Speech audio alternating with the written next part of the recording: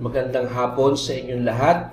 Ngayon naman ay dadako tayo sa personal mission statement or pahayag ng personal na layunin sa buhay. Pag-uusapan natin kung paano gumawa ng personal mission statement at sasagutin natin ang katanungan na bakit mahalaga na mayroong isang personal mission statement ang isang bata o ang isang tao. Simulan natin sa pagbibigay ng definition kung ano nga ba ang personal mission statement or pahayag ng personal na layunin sa buhay. So, unang-una, ang isang personal mission statement ay isinulat. Okay? Mas maganda na ito ay nakasulat dahil ito ay magiging guide natin sa ating buhay, magiging guide sa ating pagdidesisyon. And you can write this either digitally, gamit ang mga applications na mayroon tayo, or pwedeng handwritten, ilalagay sa notebook, ilalagay sa diary, ilalagay sa isang magandang papel. At mas maganda kung ito ay nakikita natin palagi-lagi. And ang isang personal mission statement can vary in forms. Pwedeng tula, okay? Pwedeng awit, pwedeng talata, and pwedeng napakahaba nito, pwede namang maikli lang, composed of 2 to 3 sentences, or pwedeng mas maraming mga sentences pa.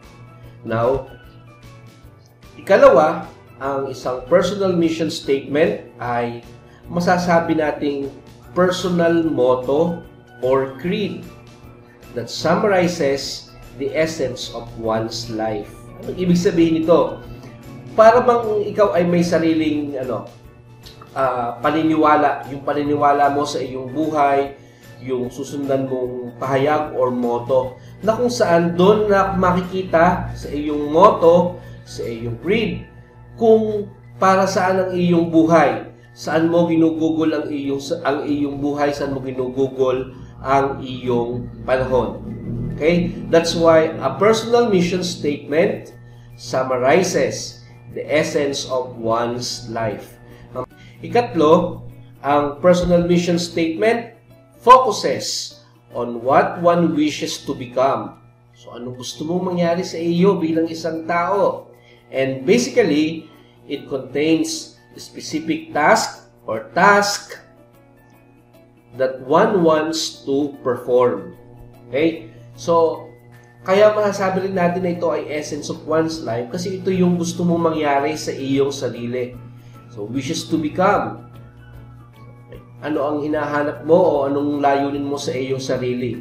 And basically, kasama rin dito yung mga specific tasks, yung mga gawain para ma-realize mo yung iyong wish.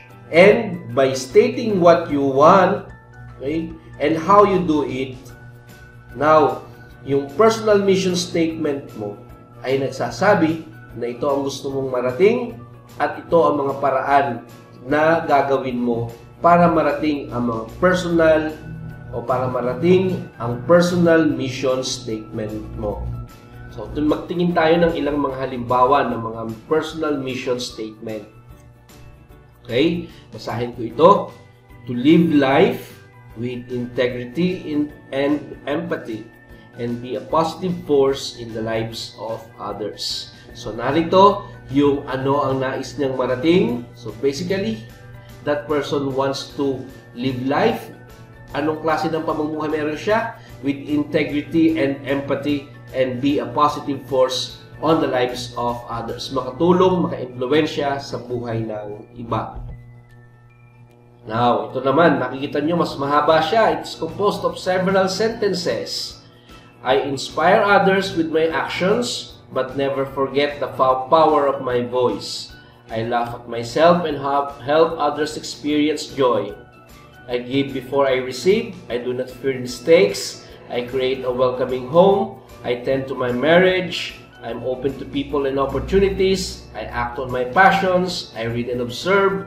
I honor my commitments. So, kung kukumpara mo dun sa nauna, mas mahaba itong personal mission statement na ito. Next, naman, from Christine Joy Johnson. It is my mission to live a life of honesty and integrity and unconditional love, to never lose sight of what is most important, and to make the world a more beautiful place through art and my relationships with others. Okay? So, ito ang halimbawa ng tatlong mission statement na makikita nyo sa internet. And makikita nyo sa bawat isang example na ito ay sinulat digitally, manually. Okay? It contains your essence. Ano ang gusto mong mangyari sa iyong buhay at yung mga pamamaraan na gagawin mo para marating mo ang iyong pinaka-minimity or your mission in life.